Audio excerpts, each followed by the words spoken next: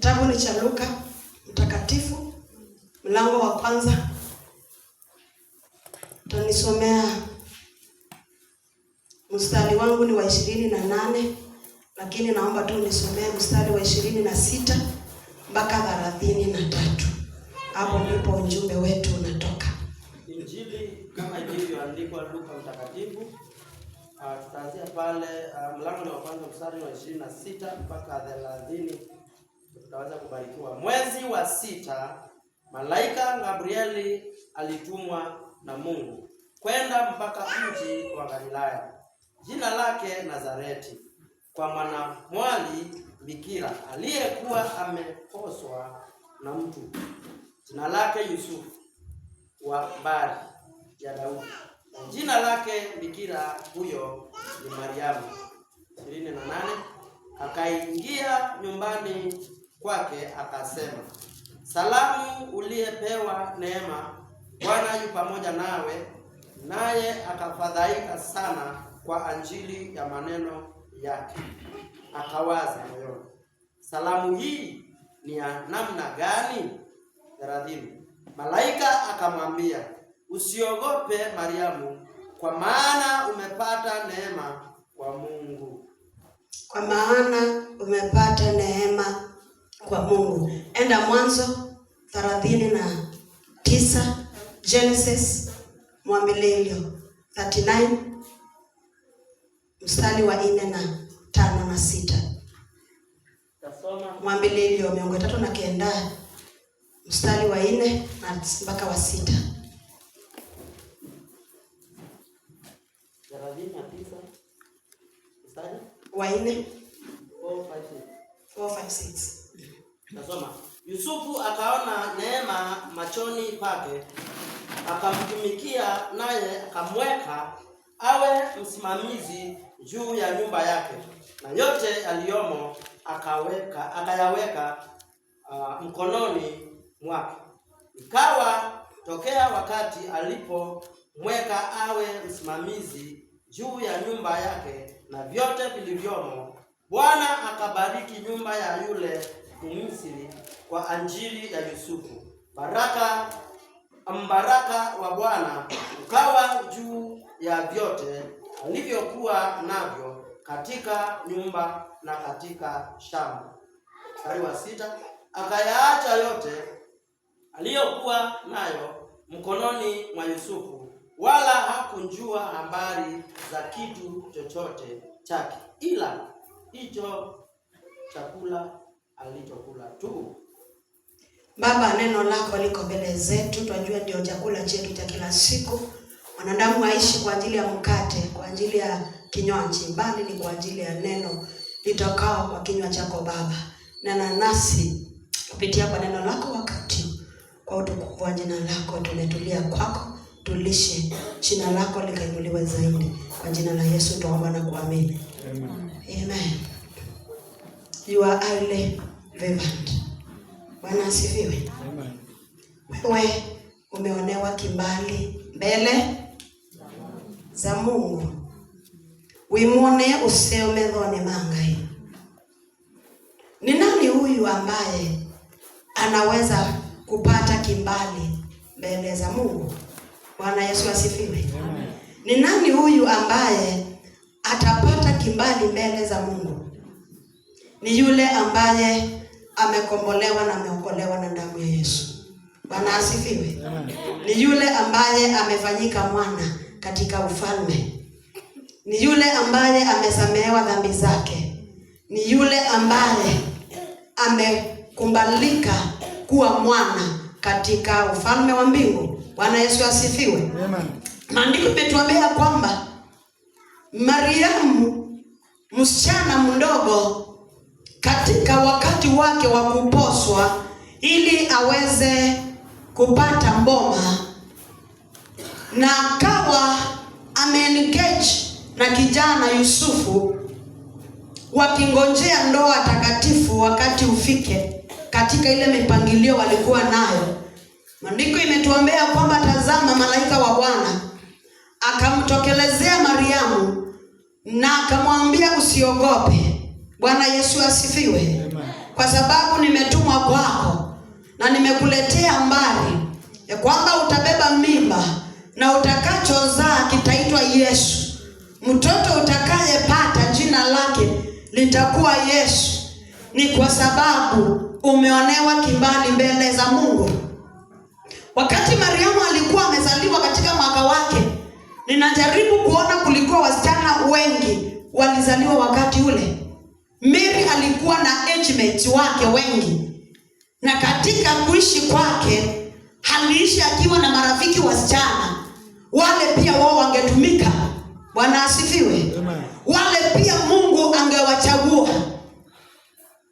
Na ndio maana maandiko imetuambia kwamba mwisho Mariamu alimwambia haya yote yatatendeka kwa sababu, ama wewe unatumika kwa sababu umeonewa kibali mbele za Mungu. Kana ni uone tosio mengoni mangai. Bwana asifiwe. Na Mariamu akawa anashtuka, anashangaa hii itakuwa aje, na anaambiwa nguvu za Bwana zitakuja juu yako, nawe utabeba mimba, utamzaa mwana na utamuita jina lake Yesu. Na ukisoma zaidi utapata ya kwamba baada ya hayo malaika wa Mungu aliweza kumwondokea na mapenzi ya Mungu ikatimia, na kwa muda usio mrefu Mariamu akapatikana ako na mimba, na Yusufu akafikishiwa ripoti, akaambiwa msichana ulioposa ako na mimba. Aliweza kunajisi mwili wake, na wakati Josefu alikuwa anahangaika kwa mawazo wafanye nini, huyo malaika wa Mungu akamtokelezea tena, akamwambia Yusufu mwana wa Daudi, usiofu kumchukua Mariamu mkeo, kwa sababu mimba aliyonayo ni ya Roho Mtakatifu. Tazama atazaa mwana na jina lake mtamwita Yesu. Bwana Yesu asifiwe. Na kutoka pale Mariamu akawa mmoja katikati ya wale tunasoma siku ya leo. Ni kwa sababu alibeba mkombozi kwa tumbo yake. Bwana Yesu asifiwe. Na Roho wa Bwana akawa ananielezea zaidi juu ya mtumishi wa Mungu anaitwa Yosefu. Yosefu wakati aliuzwa huko Misri na akawa katika nyumba ya Potifa, pale alipoingia mahali tumesoma, tumeambiwa aliweza kupewa kusimamia kila kitu, na katika usimamizi wake akawa kila kitu chochote amesimamia kimebarikiwa, akawa chochote ambacho anafanya kimebarikiwa. Maandiko imetuambia kwamba kile ambacho Potifa mnduzi wake angeshughulika nacho ni kile chakula anaweka kwa tumbo. Hiyo mambo ingine yote ilikuwa imewekwa mikononi mwa Yosefu. Bwana Yesu asifiwe. Na utapata ya kwamba wakati huo Yosefu akiwa katika chini ya yule Potifa, ndipo mke wa Potifa akataka kumwangusha Yosefu. Bwana Yesu asifiwe. Amen. Ukisoma maandiko utapata ya kwamba aliweza kumtrap na ili aweze kulala na yeye, lakini kwa sababu Yosefu alikuwa highly favored, yeye alikuwa ameonewa kibali mbele za Bwana, akaponyoka katika mtego wa mwanamke huyu. Na hapo ndipo mkubwa wake alielezewa mashtaka ya uongo, na Yosefu akawekwa ndani kwa korokoro. Maandiko inatuambia kwamba alipoingia pale korokoroni aliweza kufanya mkubwa wa maabusu, na akawa yeye ndio kiongozi wao kwa sababu alikuwa highly favored. Amen. Hallelujah. Amen. Na alipokuwa anafanya yale, wale wafungwa wanaota ndoto, anawatafsiria, na mmoja anatoka labda mwenye alikuwa kambera wa mfalme, na anaenda na kwa miaka 2 mfalme naye anaota ndoto. Wakati mfalme anaota ndoto, yule kambera akamwambia, ninajua mmoja anaweza kutafsiria ndoto hili. Baada ya watu wote wale ambao walikuwa na uwezo wa kutafsiri ndoto kushindwa, na Yosefu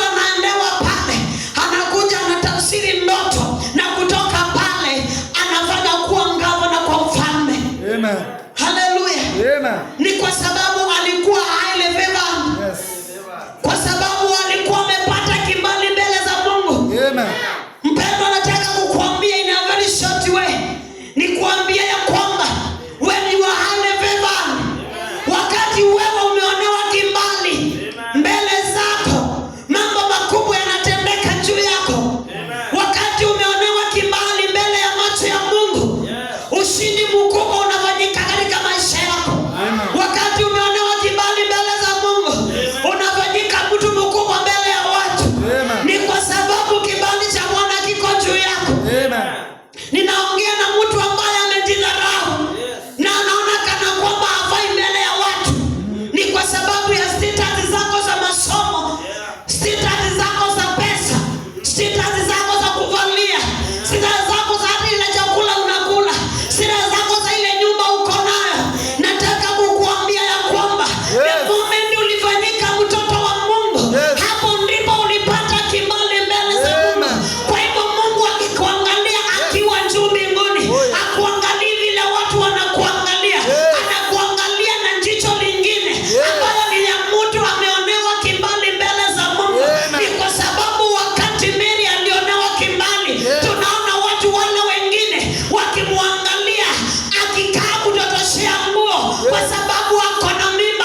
Watu wakaanza kumchekelea wakisema ya kwamba angalia msichana aliweza kufanya umalaya akapata mimba kabla ya kuposwa. Lakini wasijue ya kwamba wakati wewe uko highly favored, wakati wewe umeonewa kibali mbele za Bwana, wa opposition watainuka, watu wa nje watainuka, watakuona haufai, watakuona umeisha, watakuona hauna dhamana. Wasijue ya kwamba aliye ndani yako amekuinua kiwango cha juu, na kwa sababu haujui nafasi yako, nataka kukufungua masikio ya rohoni na macho ya rohoni ukajue nafasi yako kwa huyu Mungu. Kwa sababu watu vile walikuwa wanaona Mary sio vile alifanyika.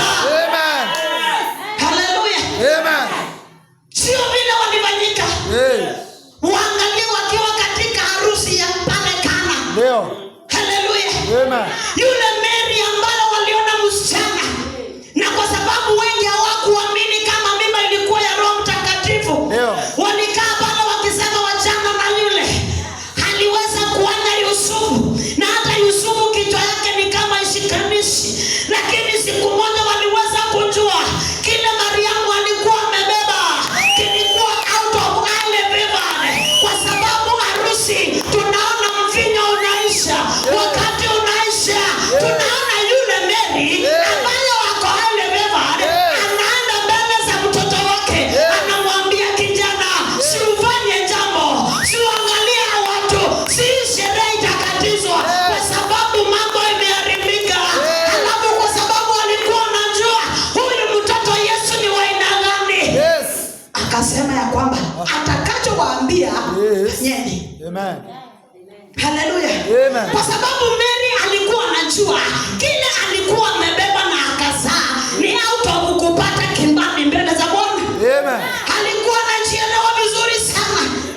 Mpendwa, wacha nikuambie, when you are highly favored, wakati uko juu na umepata kibali mbele ya Mungu, nataka kukuambia ya kwamba hautakosa kupata opposition, hautakosa kupata watu wa kukupinga.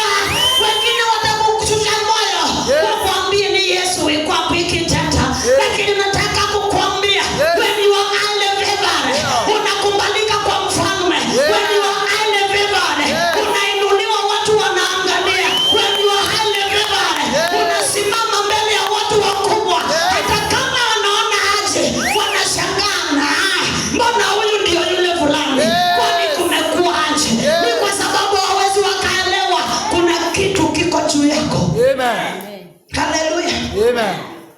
Brothers wa Yusufu hawangeelewa Yusufu ni kijana wa aina gani. Unafikiri watakuelewa? Unafikiri utawaambia umeokoka wakuelewe? Unafikiri wataelewa huyu Mungu na waambie? Hawawezi wakaelewa. Wale mabrothers walimchekelea, wakamwambia unataka kumaanisha sisi pamoja na baba yako tutakuinamia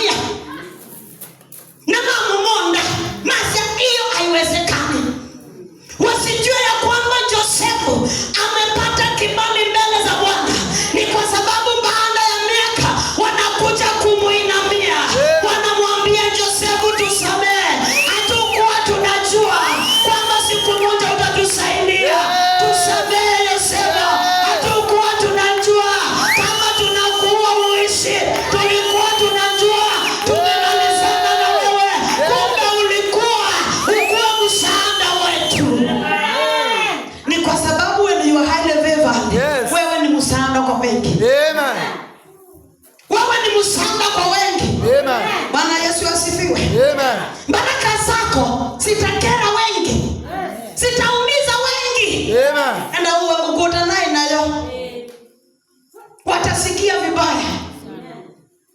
Bwana Yesu asifiwe. Amen. Ni kwa sababu vema yako ina attract maadui.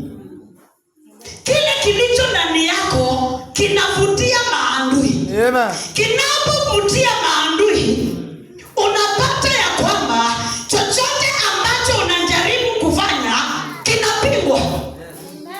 So wewe usipojua ni kupingwa kinapingwa, wewe unaishia hapo. Josefu akaelewa huyu mke wa Potifa anataka kuniangusha.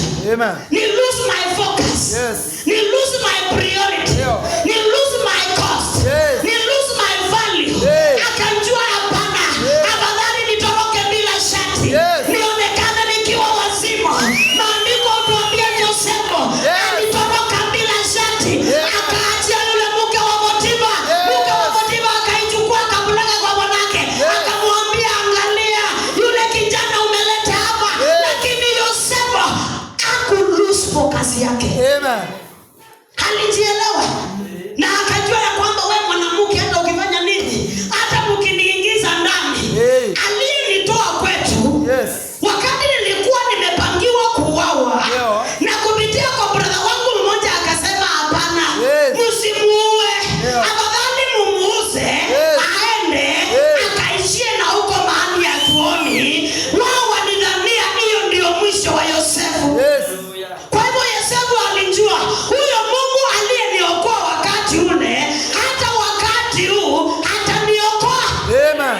Alipoambiwa ataingia korokoroni, hakujali kwa sababu alijielewa na akajua ya kwamba mimi ninaelewa aliye ndani yangu na siwezi nikamkosea. Siwezi nikajinyanisi. Siwezi nikakosea Mungu wangu. Upendo kuna haja ya kusimama na useme afadhali waniite mjinga lakini nisikosea Mungu wangu. Afadhali waone mimi sifai lakini nisikosea Mungu wangu. Afadhali waniite takataka lakini mimi nisikosea Mungu wangu, kwa sababu ninajua Mungu wangu hata nikiingia korokoroni atanitoa pale, hata nikiwekwa kwa moto atanitoa pale, nikiwekwa kwa tundu la simba atanitoa pale, hata wakinichimbia shimo wao wanaingia ndani na ninaachwa nikiwa nimesimama. Amen. Haleluya. Amen. Jua nafasi yako mpendo kama mwana katika ufalme. Jua nafasi yako. Ni kwa sababu ni wengi walionewa kimbali katika Biblia na tunawasoma mpaka siku ya leo.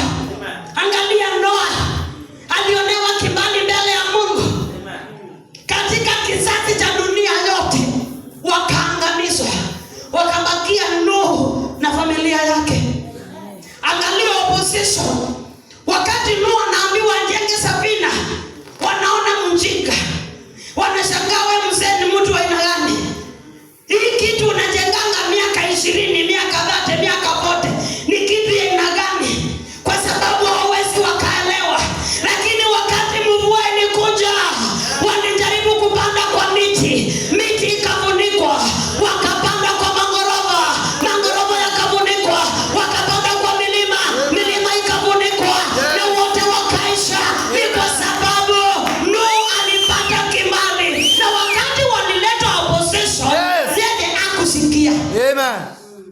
Wakati watakupinga usikie. Hapo ndipo utaishia. Na unajua mwisho vile watafanya? Watakuchekelea. Amen. Wakati utatangaza msimamo wako, within no time uongwe, kwa sababu utagongwa. Hautakosa kuongwa. Yeah. Uongwe. Useme we, hii vita kama inakuanga hivyo, afadhali wakati nilikuwa mtu wa kawaida. Wakati una lose your focus peke yake, wanajua ndio wamekushika.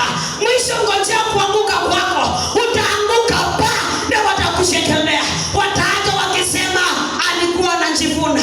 Muangalie. Alikuwa anatuambia Yesu. Muangalie. Alikuwa anatuambia ameokoka.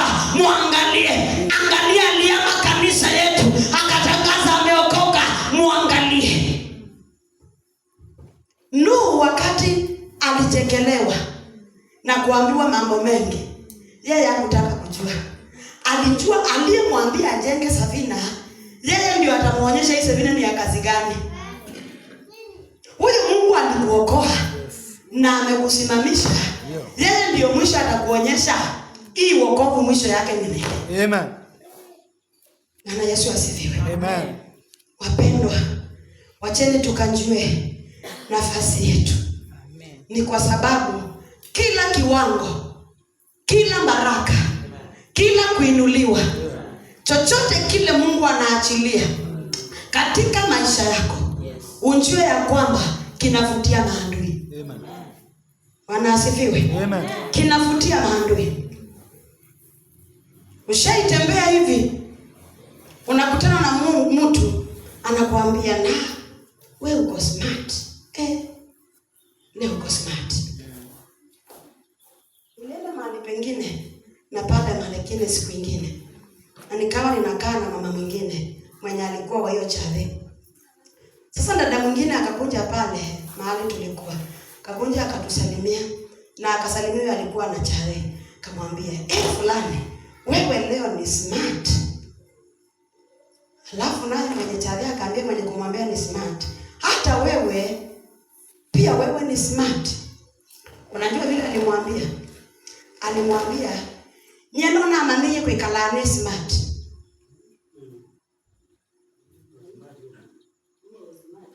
Ndane smart yo munde. Ni wa manene kwikala chao. Lakini wewe smart ndi. Wewe woka. Ni kumaanisha aje? Amemwangalia akaona vile amebadilika, angetaka abadilike. Angetaka akae vile anakaanga njana, na yeye vile anakaanga njana na hata leo haendelee kukaa hivyo. Na hiyo ndio nafasi yako na maadui. Watakuja kwako kukuambia, Kevuli uko smart. Kumbe ndani yake anasikia kuisha. Anashangaa au misimbeza si hapo kula kauko. Kwa nini? Kwa sababu yeye anakutakia mabaya na usijue. Kwa sababu wengine walitakasa fulani, yeye anakaanga hivyo. Mpendwa, wametangaza unakaanga bila kuku. Wametangaza kwamba huwezi ng'ombe yoneka kwa tu. Wametangaza wewe huwezi vaa kiatu nzuri. Wametangaza wewe kanguo kazuri Na hivyo ndivyo wamesema. Kwa sababu katika kile kiwango kina attract ama kinavutia maadui zetu. Kila kiwango kinavutia maadui zetu. Lakini angalia Noa, yeye hakushughulika vile maadui wanamwambia. Angetaka kujua vile wanamwambia. Yosefu angetaka kujua vile anaambiwa. Mimi nataka uone msichana. Nataka uone wale washairi wamemba mimba kama mimi. Vile mtu anasikianga kuwa na mimba ya kwanza. Bwana Yesu asifiwe. Kwanza hii yake anakumbuka ajui mahali imetoka. Na hata ajui inatokanga wapi. Lakini ako na nini? Nataka uone state ya Mary. Lakini wakati anachekelewa, yeye hataki kujua. Anajua sauti aliyesikia. Mariamu, umepata kibali mbele za Mungu kwa sababu utabeba mimba na utakayezaa ataitwa Yesu. Maana ndiye atakayekomboa watu kwa dhambi zao. Hiyo period. Amen. Hallelujah. Amen. Mtu wa Mungu, nataka kukuambia jambo. Nikuambia ya kwamba you are highly favored. Amen. Wewe umepata kibali. Wakati uliokoka mpendwa, ulipata kibali mbele za Mungu. Wakati ulifanyika mwana katika ufalme, ulipata kibali mbele za Mungu. Amen. Na hiyo kibali kiko mbele yako. Esther, wakati wasichana wote walijitokeza mbele ya mfalme, wa kwanza akajitokeza akakosa kuchaguliwa, wa pili na watatu na wote wale walikuwa wametayarishwa kwenda kupresent mbele ya mfalme ili achague malkia. Maandiko uniambia kwamba katika kitabu cha Esther, wakati Esther alipresentiwa mbele za Mungu, kisoma Esther 2:17, wakati anakuwa presented mbele za mfalme. Bwana Yesu asifiwe. Amen. Na Esther akapata kibali mbele ya mfalme.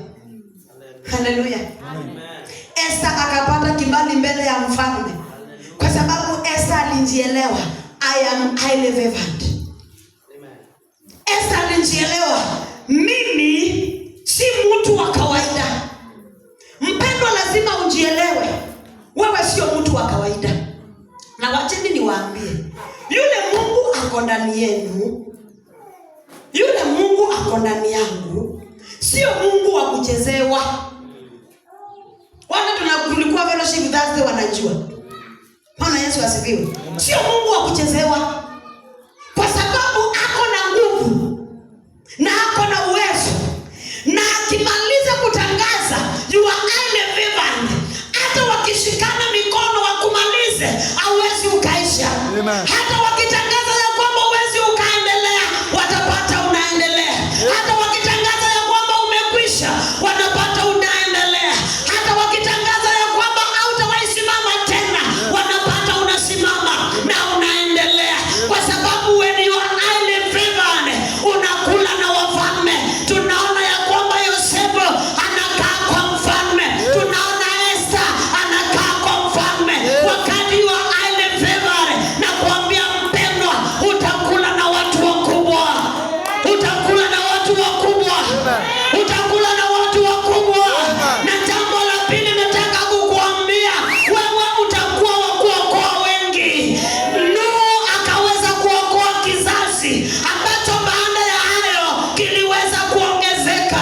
Naye Yosefu akakomboa familia ambayo ingeisha ya Misri na hata familia ya baba yake Yakobo. Kwa sababu when you are highly favored, unakuwa silvia ya watu wengine. Wewe ndio unaleta suluhisho kwa watu. Wewe ndio unawaelekeza. Wewe ndio unaonyesha tufanye hivi. Yosefu akatumika kuambia mfalme, tutengeneze ngara, tuweke chakula kwa miaka 7, kwa sababu baada ya miaka 7 utakuwa na ukame. Hiyo chakula ndiyo tunakula. And when you are highly favored, unafanya mambo in a very extraordinary way. Wewe sio mtu wa kufanya vile wanafanya. Wewe unafanya tofauti. Upendo unafanya tofauti na wao. Unafanya tofauti na wao. Kwa sababu hufai kai kama wao. Hauwezi ukafanya kama wao. Yale mambo unafanya yanashangaza wengi. Wanashangaa, na mbona huyu tunadhanianga hawezi endelea? Kwani mambo yake anafanyanga aje? Because you are highly favored. You are highly favored. Na ni wakati uko highly favored, mahali popote unaenda unakubalika. When you are highly favored, mahali popote unaenda unakubalika. Naongea na mtu wa highly favored. Mahali popote unaenda unakubalika. Mahali watu wanakataliwa, wewe unakubalika. Hata mahali unaonekana haufai, unakubalika. Mahali hauna qualifications, unakubalika. Mahali hauna masomo ya hiyo post, unakubalika. Mahali hata ambapo haujui kuandika, unapata unasimamia watu wanajua kuandika. Mahali watu hawana huko wako na pesa, na wewe hauna, unawasimamia. Because when you are highly favored, unasimama mbele ya watu wakubwa na unafanya mambo makubwa. Hautafanya kama wao. Na ya mwisho, when you are highly favored, everyone around you feels your favor. Kila mtu ambaye ako karibu na wewe anasikianga hiyo favor yako. Anasikianga hiyo mane, anaisikia. Because you are highly favored. Uliza Esther. Esther wakati anafanyika queen, kupitia kwa ile favor, Waisraeli wote wakasikia joto hiyo favor. Wakasikia joto hiyo favor. Walikuwa wametangazwa kumalizwa na amani. Lakini wakati Esther anaingia pale, mambo inabadilika kwa sababu ya kibali chake. Watu wote wa Israeli wakapata ile kibali. Mpendwa, usipokee kibali ambacho kitakuongoza mahali popote unaenda. Watu wanapata hiyo favor yako. Ukiingia mahali wanapata favor. Ukiingia mahali